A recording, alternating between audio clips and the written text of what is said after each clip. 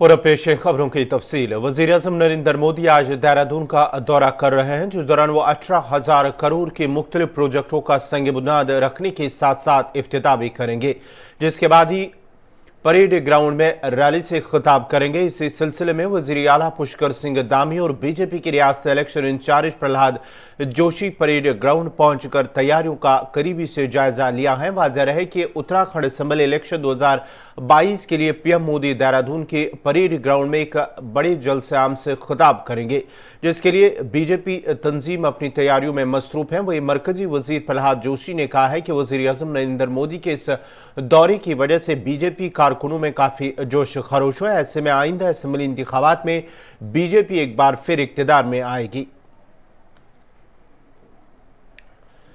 MSP और दीगर मुतालबात को लेकर किसान अब भी एहतजाज कर रहे हैं और आज सिंघू बॉर्डर पर संक्योत किसान मोर्चा का इजलास मुनक्कद हो रहा है, जिसमें किसान अपने मुस्तकबिल की हिकमत अमली पर गौर खोज कर रहे हैं। किसानों के एमएसपी गारंटी कानून बनाने के मुतालबे पर भी हुकूमत नरम पड़ चुकी है और हुकूमत की जानिब से इस मामले पर कमेटी तश्कील देने के लिए गैर रस्मी तौर पर किसानों से 5 नाम तलब किए गए थे।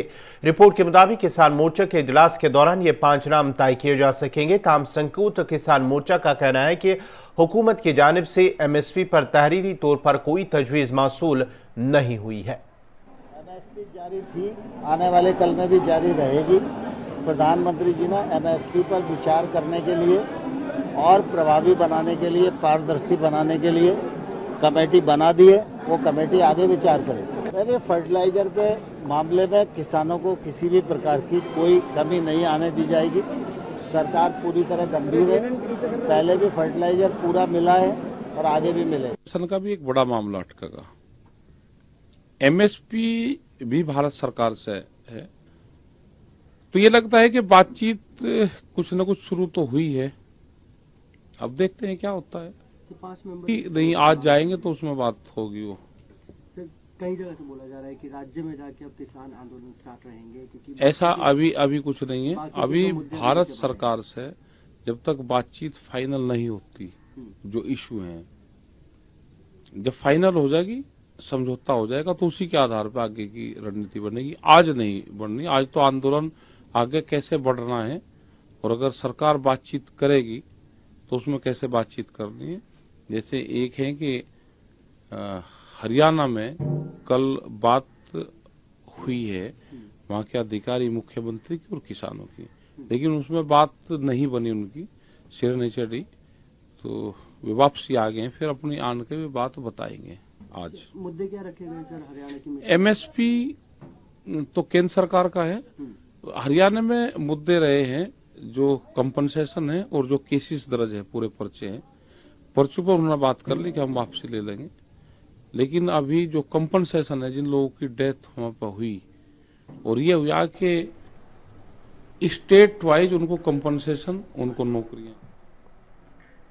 डायरेक्टर CSIR डॉक्टर अनुराग अग्रवाल ने कहा है कि अगर जरूरी एहतियाती तदाबीर इख्तियार की जाए तो ओमिक्रॉन की तरफ से शुरू होने वाली वबाई बीमारी की मुमकिन तीसरी लहर से बचा जा सकता है। उन्होंने कहा कि आबादी के एक बड़े हिस्से में हाइब्रिड कोत मदाफत है, यहाँ तक कि अगर वो बीमार भी पड़ जाए तो ये एक संगीन बीमारी नहीं बनती है। virus that can have greater immune escape than Delta, break previous vaccinations or previous infection immunity better, and is also transmissible, is certainly capable of creating a wave of infections that you refer to when you talk about the third wave. However, if we are talking about a third wave of people not being able to get oxygen and beds and that kind of a third wave, I don't think that will happen if we take all the necessary precautions today. Like I said, a large section of our population has hybrid immunity. Even if they fall sick, they should not become severe disease. A small fraction of the population has never been vaccinated. We must get them vaccinated. And we must take care of that very important section of the population like healthcare workers who got double vaccinated before the second wave, have not got infected and might become susceptible again, and we must give them an appropriate way of protecting themselves like a booster, and that is something for us to consider. आज navy day मनाया जा रहा है और इस दिन के मौके पर वज़ीर-ए-आज़म नरेंद्र मोदी ने मुबारकबाद पेश की है। उन्होंने कहा कि हिंदुस्तान बहरिया की मिसाली शराकत पर फख्र है। बहरिया के एहलकार हमेशा कुदरती आफात जैसे बहरानी हालात को कम करने में सबसे आगे रहे हैं और आज के दिन के मौके पर chief of naval staff admiral R Harry Kumar ने भी अपना वीडियो पैगाम जारी किया है। अपने शहीदों द्वारा किए गए सुप्रीम सैक्रिफाइसेस के प्रति श्रद्धांजलि अर्पित करते हैं, अपने वेटरन्स के प्रति अपना आभार व्यक्त करते हैं और हम स्वयं को राष्ट्र की सेवा में पुनर्समर्पित करते हैं। भारत का इनहेरेंट मैरिटाइम कैरेक्टर और हिंद महासागर में जियो स्ट्रैटेजिक पोजीशन एक मुख्य सामुद्रिक राष्ट्र के रूप में हमारी पोजीशन को डिफाइन करता है। भारतीय नौसेना समुद्र में भारत के नेशनल इंटरेस्ट को बढ़ाने और इंश्योर करने में इम्पोर्टेंट भूमिका निभाती है। कोविड-19 के दौरान हमारे समक्ष आई यूनिक चैलेंजेस के बावजूद पिछले वर्ष भारतीय नौसेना की ऑपरेशनल डिप्लॉयमेंट्स निर्भीक, पर्पसफुल और नेशनल एफर्ट्स के सपोर्ट में रही है। हमारी नौसेना ने पैंडेमिक से लड़ने के लिए राष्ट्र द्वारा किए गए प्रयासों में अपना पूरा योगदान दिया और हेल्थ केयर और एड पहुंचाकर फ्रेंडली फॉरेन कंट्रीज की भी हेल्प की। Honourable prime minister's vision SAGAR security and growth for all in the region को साकार करने के काम में हमारी नौसेना ने अहम रोल निभाते हुए फ्री, ओपन, इंक्लूसिव और रूल बेस्ड सीज भी इंश्योर किए हैं। हमारी नौसेना के प्रयासों ने इंडियन ओशन और उसके आगे लाइक माइंडेड पार्टनर्स को साथ जोड़ते हुए एक मजबूत कड़ी के रूप में काम किया है।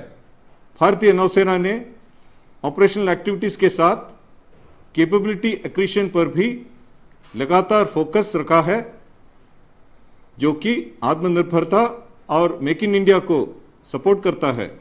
भारतीय नौसेना ने ईयर 1960 से इंडिजिनस शिप बिल्डिंग प्रोग्राम को बढ़ावा दिया है, जब first indigenously built ship INS Ajay भारतीय नौसेना में कमीशन किया गया था। हमने बायर्स नेवी से बिल्डर्स नेवी में ट्रांसमिशन होने का एक लंबा और चैलेंजिंग सफर तय किया है। आज इंडियन शिपयार्ड्स में 130 से अधिक वारशिप्स और सबमरीन्स का निर्माण किया जा चुका है। पूरे स्पेक्ट्रम में शामिल डिफरेंट प्लेटफॉर्म्स जैसे एयरक्राफ्ट कैरियर से लेकर सबमरीन्स, स्टेल्थ डिस्ट्रॉयर्स और फ्रिगेट से लेकर कॉर्वेट्स तक सभी का निर्माण हमारे देश में ही किया जा रहा है, जो हमारे लिए बहुत गर्व। खलीज बंगाल में पैदा होने वाला गर्दाबी तूफान जवाद आज शुमाली आंध्रा में पहुंच सकता है। इस तूफान के सबब आंध्र प्रदेश, उड़ीसा और मगरबी बंगाल में भारी तबाही होने का खदशा है। जानमाल के मुमकिन खतरे को कम करने के लिए आंध्र प्रदेश हुकूमत ने 3 अजला से 54,008 लोगों का इनखला करके उन्हें महफूज मकामात तक पहुंचा दिया है। राहती टीमों ने श्रीकाकुलम जिला से 15,755, विजयनगर से 1,700 और विशाखापट्टनम से 36,553 अफराद का इनखला किया है। हुकूमत ने स्कूलों और अवामी हॉल्स में 197 राहती कैंप कायम किए हैं। रियासत में एनडीआरएफ की 11 टीमों को तैनात किया गया है, जबकि एसडीआरएफ की 5 और कोस्ट गार्ड की 6 टीमों को भी तैनात किया गया है। तूफान के पेश नजर रियासती हुकूमत ने हुक्म जारी किया है कि ग्राम पंचायतें और जिला कलेक्ट्रेट दिन रात काम करेंगे। किसी भी सूरत हाल से निपटने के लिए 2 हेलीकॉप्टरों को भी तैयार रखा गया है। हुकूमत ने राहती कामों के लिए 1 करोड़ रुपए भी वागुजार किए हैं। उधर उड़ीसा हुकूमत ने गर्दाबी तूफान जवाद के पेश नजर रियासत के 19 अजला में स्कूलों को बंद करने का हुक्म जारी किया है। स्कूल और महकमे अवामी तालीम के हुक्म के मुताबिक उड़ीसा के 19 अजला में महकमा से मुंसलिक तमाम सरकारी इमदाद हासिल करने वाले और निजी स्कूल गर्दाबी तूफान जवाद के पेश नजर 4 दिसंबर को बंद रहेंगे।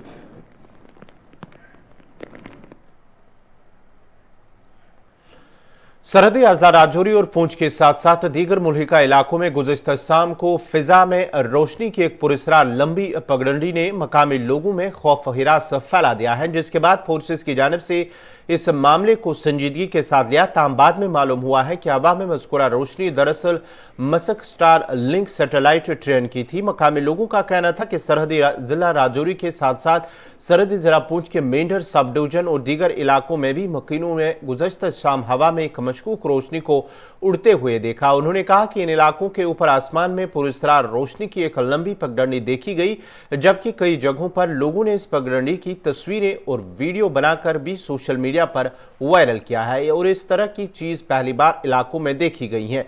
दरियास्ता पुलिस और फौज के हुकाम का कहना था कि पुरस्कार तौर पर परवाज करने वाली फिजाई चीज 11 मस्क स्टारलिंक सैटेलाइट ट्रेन थी। उनका मजीद कहना था कि जम्मू सूबे के 5 से 6 अजला के इलाकों में आसमान पर नजर आने वाली पुरस्कार रोशनी वाली चीज 11 मस्क स्टारलिंक सैटेलाइट ट्रेन थी।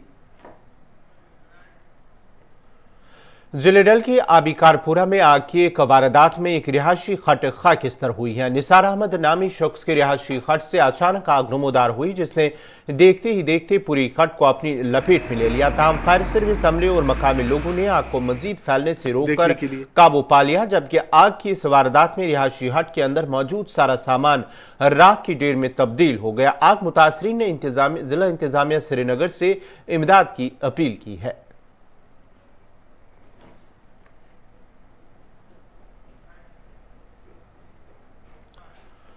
जिला बडगाम के वहाबपुरा में महकमा हेल्थ की तरफ से साल 2018 में न्यू टाइप हेल्थ सेंटर पर काम अगरचे शुरू हुआ, मगर बदकिस्मती से आज तक तशने तकमील है, जिसकी वजह से इलाके के लोगों को तिबी सहूलियात के फुकदान की वजह से मुश्किलात का सामना करना पड़ता है।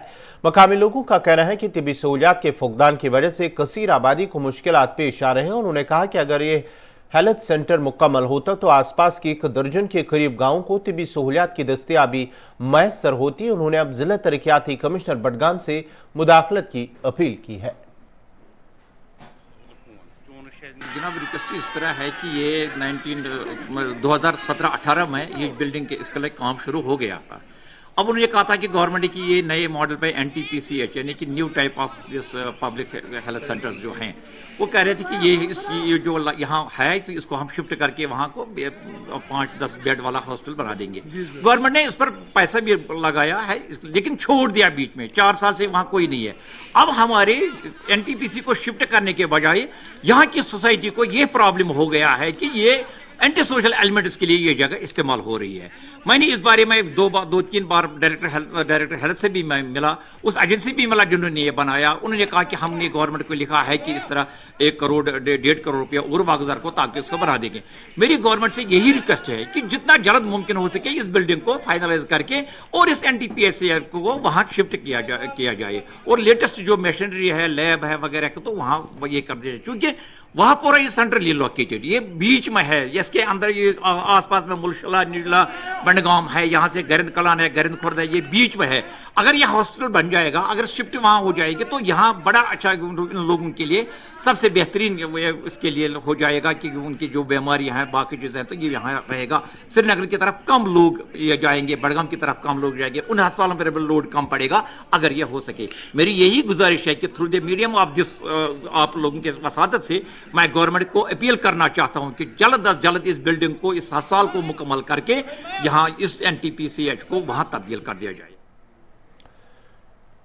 शोपियां के हीरपुरा इलाके के दुकानदारों और मकामी लोगों ने जम्मू कश्मीर बैंक हुकाम से अपील की है कि इलाके में एक ATM मशीन नस्ब की जाए ताकि मुगल रोड से राजौरी पहुंच जाने वालों को मुश्किलात का सामना न करना पड़े। उन्होंने कहा कि हीरपुरा मार्केट में भी ताजरों को भी ATM की अदम दस्तियाबी से मुश्किलात पेश आ रहे हैं।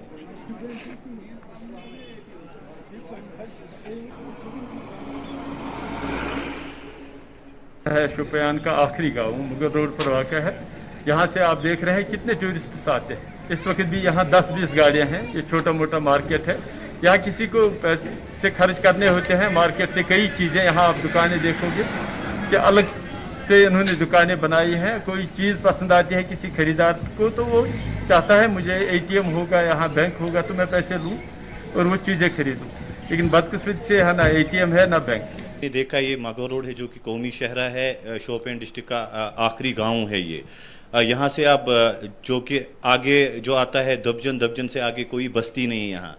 हमारी प्रॉब्लम ये है, हमें यहाँ पे एक ATM और बैंक जो कि खासकर यहाँ से एक सयाह आते, पुनिश के आते हैं, राजौरी के आते हैं, दिल्ली के भी यहाँ से जाते हैं, लेकिन उनको बहुत सफ़र करना पड़ता है, बहुत मुश्किलात गुजारना उनको पड़ते हैं। हमारी सरकार से ये डिमांड है, मेहरबानी करके इस जो ये इलाका है हीरपुरा इलाका, ये एक दहती इलाका है और लास्ट इलाका है शोपियान डिस्ट्रिक्ट का, यहाँ हमें एक बैंक होना चाहिए और हमें ATM की ज़रूरत है यहाँ। हाजन बांडीपुरा के लोगों ने महकमा इरिगेशन के खिलाफ नाराजगी का इजहार करते हुए कहा कि मुतलका महकमा की लापरवाही से हजारों कनाल ज़री अराजी बंजर में तब्दील हो गई हैं। लोगों का कहना है कि हाजन से कसारपुरा तक इरिगेशन कैनल ब्लॉक होने की वजह से एग्रीकल्चर लैंड बंजर में तब्दील हो गई और अगरचे बार बार जिला इंतजामिया और मुतलका महकमा के नोटिस में भी लाया कि नहर की साफ सफाई अमल में लाई जाए ताकि नहर का पानी सिंचाई और दीगर कामों के लिए इस्तेमाल में लाया जाए। ताहम मुतलका महकमे की लापरवाही से आज तक लोगों की मुश्किलात दूर नहीं किए गए।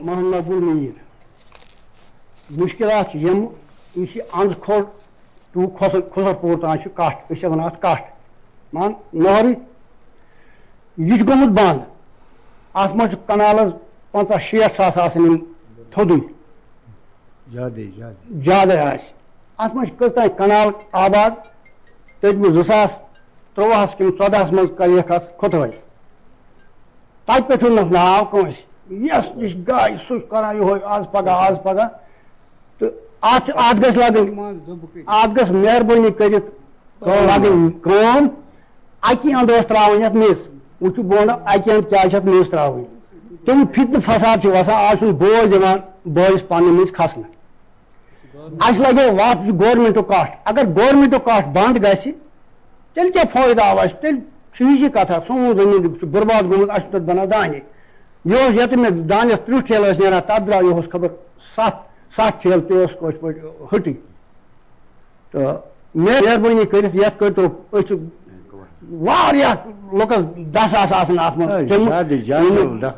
कहीं अगर सहारा कहीं मजीद परे बोझ रोजने रोजान खुश माहौल अस जबरदस्त मुश्किल गई तमाम महकमन गई पे मगर कहून करान गरीबन हूँ सांस बंद कहीं जनाब अज खोट खुसरपुर यह कट वन कट यह आम परवन अस गई मुश्किल अत मज तीत गरीब अत मज शुमार रुस्त यमन कह बिचार सहारा तो अथ सत मिथ गन अक साइड पे वत नीर जबरदस्त तंग आम दिवान दिवान पकन तह कहें सिर्फ फसाद गसान।